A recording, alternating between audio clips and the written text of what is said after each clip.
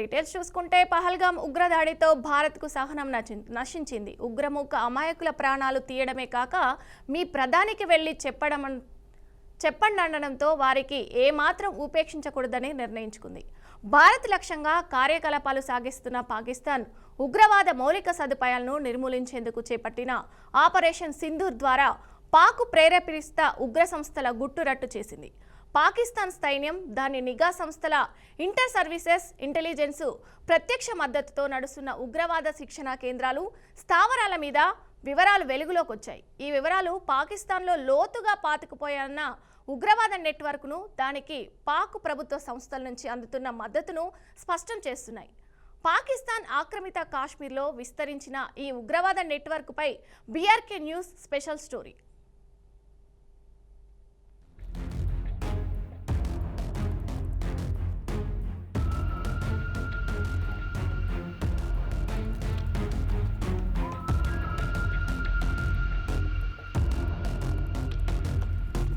మర్కజ్ సుబ్హానల్లా బహవల్పూర్ ఈ ఉగ్రవాద స్థావరం 2015 నుండి చురుకుగా ఉంది. ఇది జైష్-ఇ-మహ్మద్ ప్రధాన కార్యాలయం అని కూడా చెబుతారు. ఈ రహస్య స్థావరం 2019 పుల్వామా దాడితో సహా జీఎం ఉగ్రవాద ప్రణాళికతో ముడిపడి ఉంది. జేఎం చీఫ్ మౌలానా మసూద్ అజార్, ముఫ్తీ అబ్దుల్ రఫూఫ్ అస్కర్, మౌలానా అమ్మర్, మసూద్ అజార్ కుటుంబ సభ్యులు మర్కజ్లో నివసించారు. ఇక్కడి నుండే మసూద్ అజార్ భారత్కు వ్యతిరేకంగా ప్రచారాలు చేస్తూ యువత ఇస్లామిక్ జిహాద్లో చేరాలని ప్రసంగాలు చేసేవాడు. మర్కజ్ సుబ్హాన్ అల్లా వద్ద తన కార్యకర్తలకు జేఈఎం క్రమం తప్పకుండా ఆయుధాలు, శారీరక మతపరమైన శిక్షణను అందించింది.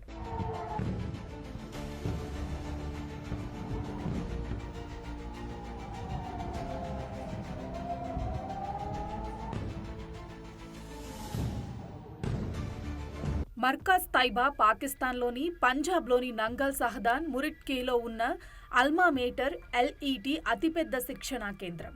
దీనిలో ఆయుధాలు, శారీరక శిక్షణా సౌకర్యాలు ఉన్నాయి. ప్రతి సంవత్సరం 1000 మంది విద్యార్థులు ఈ మర్కజ్లో చేరుతారని సమాచారం. ప్రతి సంవత్సరం లష్కర్ కోసం ఉగ్రవాద సంస్థలను సిద్ధం చేస్తుంది. మర్కజ్ తైబా కాంప్లెక్స్ లోపల మసీదు, అతిథి గృహం నిర్మాణానికి ఒసామా బిన్ లాడెన్ $10 మిలియన్ ఆర్థిక సహాయం చేశాడు.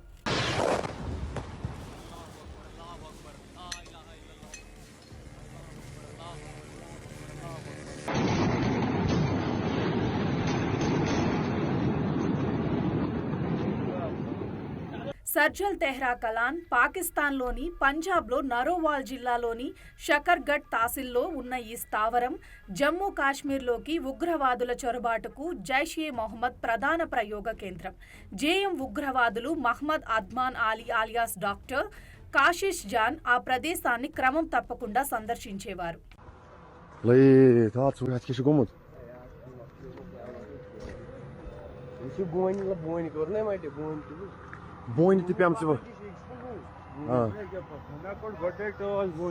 మహ్మూనా జోయా సెంటర్, సియాల్కోట్ హిజ్బుల్ ముజాహిదీన్ ముల్మానా జోయా ఉగ్రవాద స్థావరం బుట్టాక్లోటి ప్రభుత్వ కేంద్రంలో ఉంది.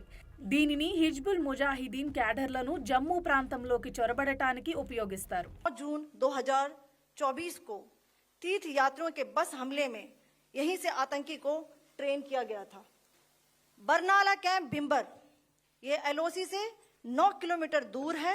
यहाँ पर हथियार हैंडलिंग, आईईडी व जंगल सर्वाइवल का प्रशिक्षण केंद्र था. अब्बास कैंप कोटली, మర్కజ్ అహ్లే హదీద్ బర్నాలా నగర శివార్లలో కోటే జమీల్ రోడ్డులో ఉన్న భింబర్ జమ్మూ కాశ్మీర్లోని ఎల్ఈటి ప్రధాన శిక్షణా కేంద్రం. పూంచ్, రాజౌరి, రియాసీ సెక్టార్కు ఎల్ఈటి ఉగ్రవాదులను ఆయుధాలను పంపటానికి ఉపయోగించేవారు.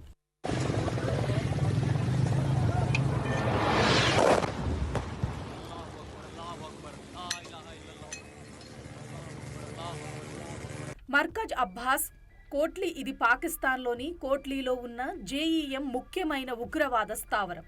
JEM top commander Mufti Abdul Rauf Asghar సన్నిహితుడు అజీబ్ అబ్దుల్ షకూర్ అలియాస్ కారీ జర్రార్ ఈ మర్కజ్కి నాయకత్వం వహిస్తున్నారు. జమ్మూ కాశ్మీర్లో ఉగ్రవాది దాడులకు ప్రణాళికలు వేయటంలో, అమలు చేయటంలో కారీ జర్రార్ ప్రత్యక్షంగా పాల్గొన్నాడు.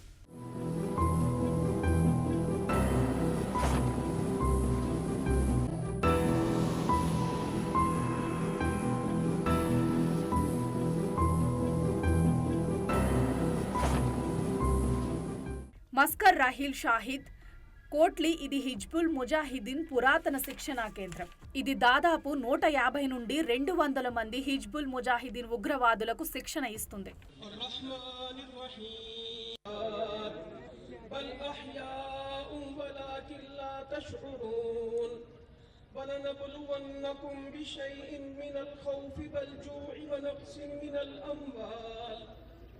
షావై నల్లా క్యాంప్ ముజాఫరాబాద్ ఆక్రమిత కాశ్మీర్లో చెలబుండి వంతెన సమీపంలో ఉన్న ఈ ఉగ్రవాద స్థావరం లష్కర్ అత్యంత ముఖ్యమైన శిబిరాలలో ఒకటి.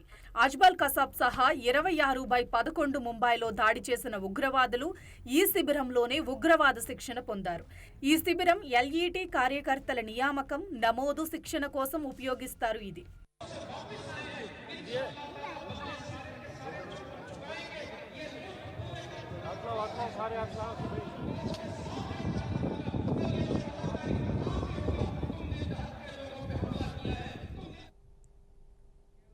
ఆపరేషన్ సింధూర్ నేపథ్యంలో రాష్ట్ర ప్రభుత్వం అప్రమత్తమైంది. దేశవ్యాప్తంగా ఉగ్రవాదులపై భారత సైన్యం మెరుపుదాడులు కొనసాగుతున్న తరుణంలో హైదరాబాద్ వ్యూహాత్మకంగా కీలక ప్రాంతంగా ఉన్న నేపథ్యంలో ముఖ్యమంత్రి రేవంత్ రెడ్డి అధికార యంత్రాంగాన్ని సిద్ధంగా ఉంచేందుకు చర్యలు చేపట్టారు. కమాండ్ కంట్రోల్ సెంటర్లో అత్యవసర సమీక్షా సమావేశాన్ని నిర్వహించారు. ఇక హైదరాబాద్లో హై అలర్ట్ ప్రకటించారు. నగరంలో ఎలాంటి దుర్ఘటనలు జరగకుండా జాగ్రత్తలు తీసుకుంటామన్నారు. ఎయిర్పోర్ట్లు, ప్రధాన ప్రదేశాలు, విదేశాంగ కార్యాలయాల దగ్గర భద్రత పెంచాలని రేవంత్ రెడ్డి ఆదేశించారు. మరోవైపు నిత్యావసరాల వస్తువుల విషయంలో నిర్లక్ష్యం వహించొద్దని అధికారులు అలర్ట్గా ఉండాలని ఆదేశించారు.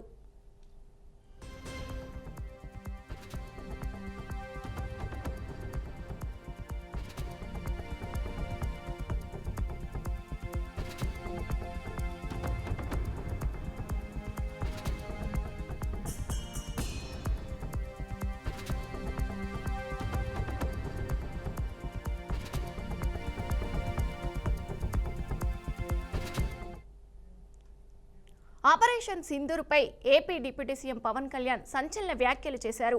పహల్గాం దాడికి భారత్ ప్రతీకారం తీర్చుకుందని, ఇది ప్రతి భారతీయుడు హర్షించదగ్గ విషయమని అన్నారు. ప్రధాని నేతృత్వంలో ధీటైన జవాబు ఇచ్చామని, ప్రధానికి మనమంతా అండగా ఉందామని అన్నారు. పాకిస్తాన్ మొదటి నుంచి ఉగ్రదాడులను ప్రోత్సహిస్తూనే ఉందని, ఉగ్రవాదానికి వ్యతిరేకంగా కేంద్రం ఏ నిర్ణయం తీసుకున్నా మనం మద్దతివ్వాలని కోరారు. ఏపీలో యుద్ధానికి వ్యతిరేకంగా ఎవరు మాట్లాడినా చర్యలు తీసుకోవాలని ఆయన డీజీపీకి ఇప్పటికే ఆదేశాలు ఇచ్చారని అన్నారు. About Andhra Pradesh, it's also about Telangana, it's also about every other state. Every state in the country has to be battle ready, including civilians. It is not that we have to take up arms again, but we have to be, unless we are battling any kind of unforeseen circumstance. That's why mock drills are happening. Any kind of unforeseen, because if you look at Andhra Pradesh, it has got a 974-kilometer longest coastline, and it is vulnerable to get attacked by Pakistan, because it happened once in previous wars. Gajini came till the shores of Visakhapatnam. So in that way, everyone, especially around the coastal line, I think everyone should be alert on this issue. No, I feel, how come he didn't say it in the beginning? If he had the information, he could have, if what he says is true, he could have said it loud in the media. Because the problem is, I had visited 2 of the victims, and they're saying the information is there, how come it was not spoken? Like they know, if at all, if they know about it, as well, why did he hide it for 3 years? What is the reason for him to hide it? Saw his interview, I was wondering, how come he how come he has hidden for a long time? He could have gone ahead in the day one. How come after some time, after a lot of thinking, and why did he do that? I think Congress leaders have been continuously, because I don't know, first of all, their leader said we are with the government of India, we are with the defense forces, and suddenly they have changed the stand. And they said they know 3 days ahead they have the information. I think somehow that is we are not able to buy that. ఇది ఒక వ్యక్తితోనూ 10 మందితో చేసేది కానీ this menace has to be completely eliminated. I think we have to be like we have to take a decision. భారత సాయుధ బలగాలపై ప్రధాని నరేంద్ర మోదీ ప్రశంసల వర్షం కురిపించారు. ఎటువంటి లోపం లేకుండా పక్కా ప్రణాళిక ప్రకారం భారత సైన్యం ఆపరేషన్ సింధూర్ నిర్వహించిందని కొనియాడారు. ఈ ఆపరేషన్ ఎంతో గర్వించదగ్గ క్షణమని అభివర్ణించారు. ఆపరేషన్ సింధూర్ ప్రారంభించిన నేపథ్యంలో ప్రధాని మోదీ కేబినెట్ భేటీ నిర్వహించారు. ఈ భేటీలోనే సైన్యాన్ని ప్రశంసించినట్టు సన్నిహిత వర్గాలు తెలిపాయి. ప్రణాళిక ప్రకారం ఆపరేషన్ జరిగింది. దాడుల సమయంలో ఎటువంటి పొరపాట్లు తలెత్తలేదు.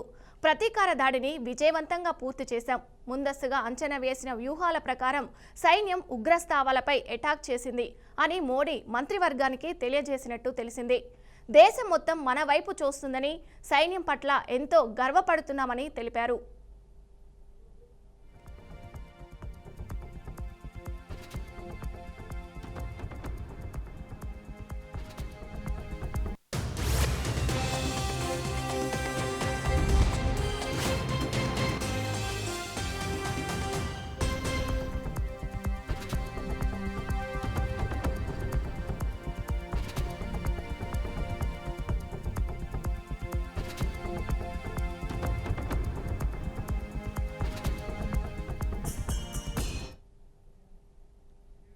ఆపరేషన్ సింధూర్పై భారత రక్షణ శాఖ మంత్రి రాజ్నాథ్ సింగ్ ప్రకటన చేశారు.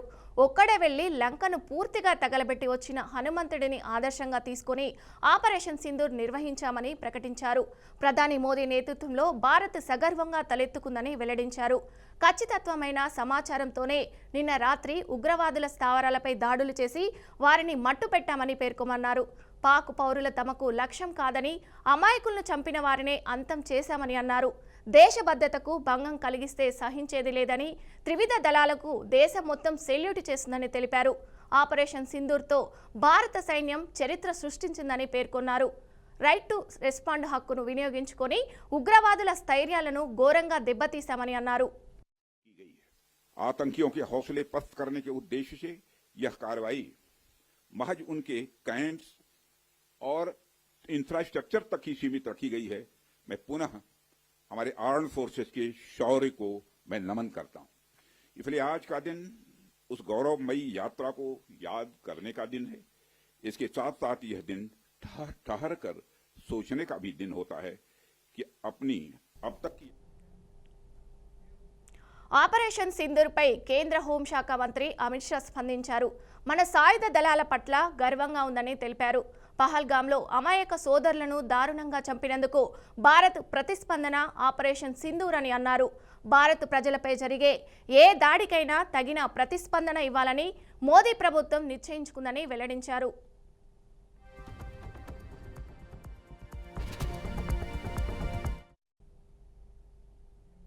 ఉగ్రదాడి అనంతరం కాంగ్రెస్ వర్కింగ్ కమిటీ భేటీ అయింది. ఈ సమావేశాన్ని అత్యవసర సమావేశంగా పేర్కొన్న హస్తం పార్టీ అందుబాటులో ఉన్న నేతలు తప్పకుండా హాజరు కావాలని ఆదేశించింది. ఈ సమావేశంలో ఆపరేషన్ సింధూర్పై కాంగ్రెస్ నాయకులు చర్చించినట్టు తెలుస్తుంది. అదేవిధంగా గురువారం జరగనున్న అఖిలపక్ష సమావేశంపైన చర్చ జరిపారు. ఆపరేషన్ సింధూర్పై మల్లికార్జున ఖర్గేతో రాహుల్ గాంధీ హర్షం వ్యక్తం చేశారు. Much love to them. Complete support from the Congress party and the Congress committee में हमारा डिस्कशन हुआ. पूरा समर्थन, full support to our forces. Best wishes to them. Much love to them. Complete support from the Congress party and the Congress working committee. Working committee में हमारा discussion हुआ.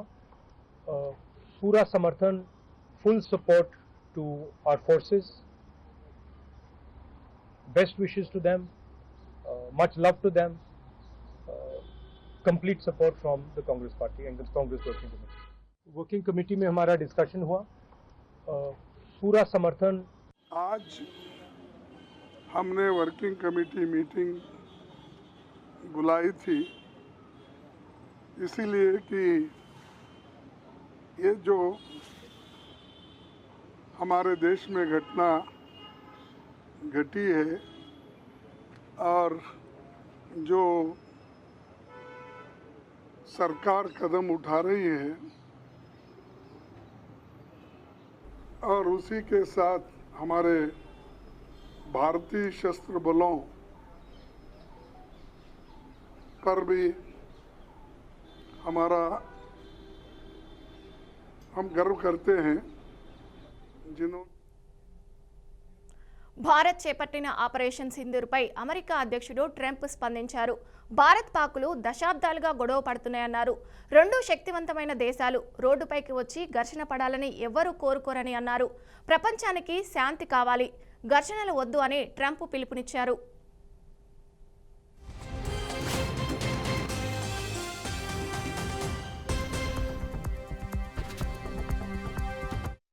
just heard about walking in the doors of the Oval.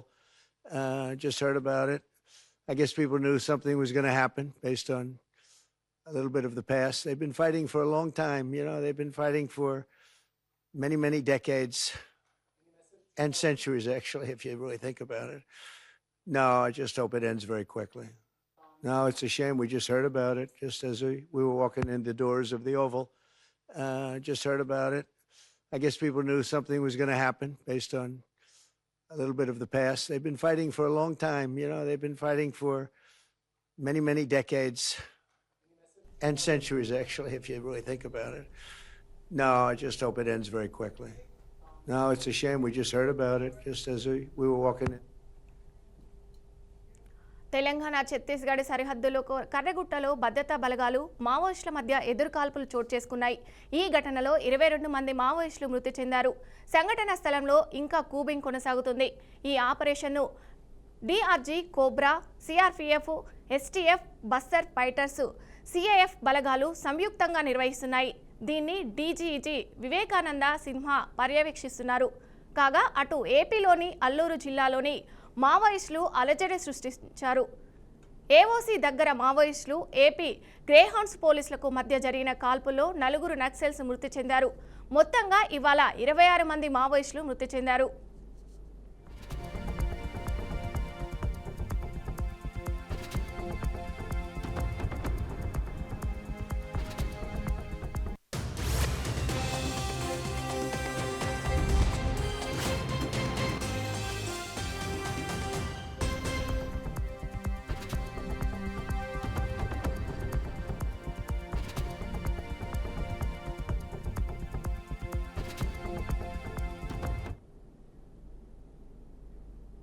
IAS అధికారిని శ్రీలక్ష్మికి సుప్రీంకోర్టులో big shock తగిలింది.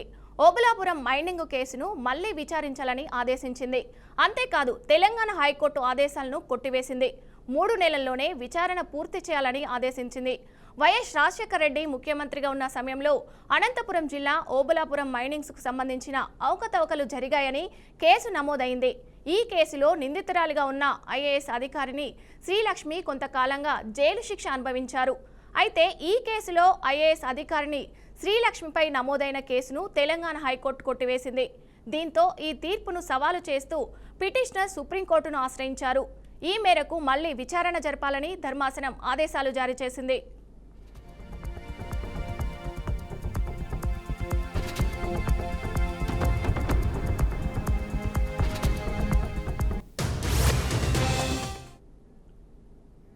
ముఖ్యమంత్రి రేవంత్ రెడ్డి రాష్ట్ర ఆర్థిక పరిస్థితిపై చేసిన వ్యాఖ్యలను బీజేపీ ఎంపీ ఈటెల రాజేందర్ ఖండించారు. తెలంగాణ ఎన్నడూ పేద రాష్ట్రం కాదన్నారు. తెలంగాణ ఆత్మగౌరవాన్ని సీఎం రేవంత్ రెడ్డి ధ్వంసం చేస్తున్నారని మండిపడ్డారు. రాష్ట్రానికి నెలకు 20,000 కోట్ల రూపాయలు ఆదాయం వస్తుంటే దివాలా తీసిందని ఎలా అంటారని ప్రశ్నించారు. చేతకాకపోతే తెలంగాణ ప్రజలకు క్షమాపణ చెప్పి ముఖ్యమంత్రి పదవికి రేవంత్ రెడ్డి రాజీనామా చేయాలని డిమాండ్ చేశారు. తెలంగాణలో గొప్ప చెరువులతో రామప్ప, లక్నవరం లాంటి కాకతీయులు కట్టినటువంటి చెరువులు కావచ్చు, దేశంలోనే అత్యధిక చెరువులు కలిగి వరి పండించే ప్రాంతంగా, సన్నన్నం తినే ప్రాంతంగా వెలుగొందిన రాష్ట్రం ఇది. మొత్తం ఆనాటి సమైక్య రాష్ట్రానికి 50% పైబడి ఆదాయం ఒక హైదరాబాద్ నుంచి వస్తుంది. 23 జిల్లాలను సాధేటువంటి ప్రాంతం హైదరాబాద్ అని చెప్పి ఆనాడు మేము అనేక సందర్భాలు చెప్పినాం. అలాంటి రాష్ట్రాన్ని ఒక వ్యక్తిని దృష్టిలో పెట్టుకొని, ఒక పార్టీని దృష్టిలో పెట్టుకొని ఇవాళ ఇది దివాలా తీసిందని చెప్పి పదే పదే చెప్పడం ద్వారా ఆయన దివాలా కోరుతనమేందో అర్థమైపోయింది. పరిపాలించే చేతగాక, చేవలేక ఆపరేషన్ సింధూర్పై దేశవ్యాప్తంగా ఉన్న అన్ని పార్టీలు, ప్రముఖులు స్పందిస్తూ మద్దతు నిలిచారు. ఇందులో భాగంగానే సిపిఐ నారాయణ స్పందిస్తూ కీలక వ్యాఖ్యలు చేశారు. తాజా దాడిపై ఆయన మాట్లాడుతూ ఓ వీడియోను విడుదల చేశారు. ఆ దాడిలో ఉగ్రవాదులపై భారత ఆర్మీ జరిపిన దాడికి మద్దతు తెలుపుతూనే పాకిస్తాన్ ప్రజలపై దాడి చేయడాన్ని ఖండించారు. తాము పాకిస్తాన్పై యుద్ధం చేయడానికి వ్యతిరేకమని సిపిఐ నారాయణ తేల్చి చెప్పారు. అలాగే ఉగ్రవాదులను హతమార్చడమే భారత్ ఆర్మీ ట్రైనింగ్ తీసుకుందని పాక్పై యుద్ధం చేయడానికి కాదని చెప్పుకొచ్చారు. India got right to kill the terrorists in Pakistan, but not war on the Pakistan. Because war is different, and choosing the terrorist and the killing is justified because they created so much of havoc. The terrorism should not be supported. Even in Pakistan also, they are creating more trouble to internal politics also. That's why even Pakistan also should think that terrorism should not be allowed. The Pakistan and India also put together to fight against the terrorism. Wherever terrorists, they should be killed. But the CPI is against of the war in Pakistan because the war is nothing but it would be strengthened against the terrorists. That we should not use that weapons against the Pakistan people or government. Then terrorism will be strengthened. That's why we appeal that our fight should be only targeted terrorists. తిరుమలలోని అన్నమయ్య భవనంలో TTD పాలక మండలి అత్యవసర సమావేశం జరిగింది. Chairman BR Naidu అధ్యక్షతన ఈ సమావేశం జరిగింది. టీటీడీ, ఏపీ పర్యాటక శాఖ మధ్య భూ మార్పిడి అంశంపై చర్చించి నిర్ణయాన్ని బోర్డు ప్రభుత్వానికి పంపనుంది.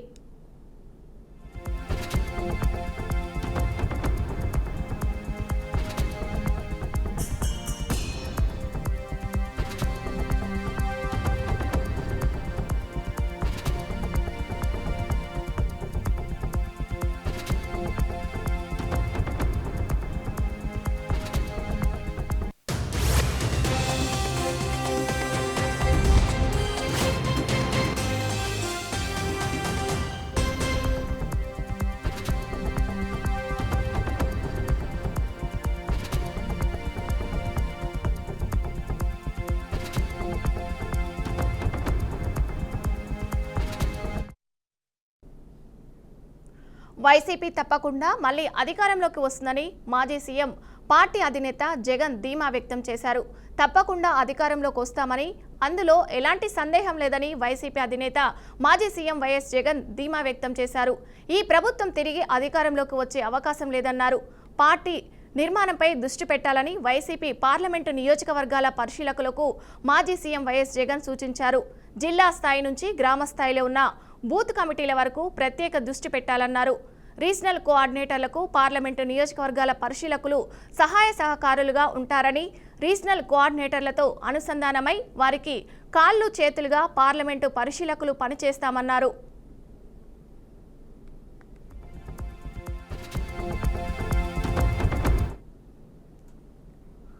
పాకిస్తాన్, పాక్ ఆక్రమిత కాశ్మీర్లో ఉగ్రవాద శిబిరాలపై భారత సైనిక దళాలు చేపట్టిన ఆపరేషన్ సింధూర్తో దేశ సరిహద్దుల్లో ఉద్రిక్తత పరిస్థితులు నెలకొన్నాయి. పహల్గామ్లో పర్యాటకులపై జరిగిన ఉగ్రదాడికి ప్రతిస్పందనగా భారత ప్రభుత్వం ఉగ్రవాద శిబిరాలను తుదముట్టించింది. ఈ పరిణామాల నేపథ్యంలో ప్రస్తుతం కీలక దశలో ఉన్న IPL 2025 సీజన్ భవితవ్యంపై నీలినీడలు కమ్ముకున్నాయి. ఇరు దేశాల మధ్య ఉద్రిక్తతలు పెరిగినందున టోర్నమెంటు యథావిధిగా కొనసాగుతుందా లేదా అనే ఆందోళన వ్యక్తమవుతున్నాయి. ఇలాంటి కీలక సమయంలో IPL 2025 సీజన్ నిర్వహణపై పలు ప్రశ్నలు తలెత్తుతున్నాయి. ఇప్పటికే ఈ సీజన్లో 56 మ్యాచ్లు ముగిశాయి. లీగ్ దశలో మరో 14 మ్యాచ్లు, నాకౌట్, ఫైనల్తో కలిపి ఇంకో 4 మ్యాచ్లు ఆడాల్సి ఉంది. మే 25న కోల్కతాలోని ఈడెన్ గార్డెన్స్లో ఫైనల్ మ్యాచ్ జరగాల్సి ఉంది. ప్లే ఆఫ్స్ రేస్ రసవత్తరంగా మారిన తరుణంలో 7 జట్లు టాప్ 4 స్థానంలో కోసం తీవ్రంగా పోటీ పడుతున్నాయి.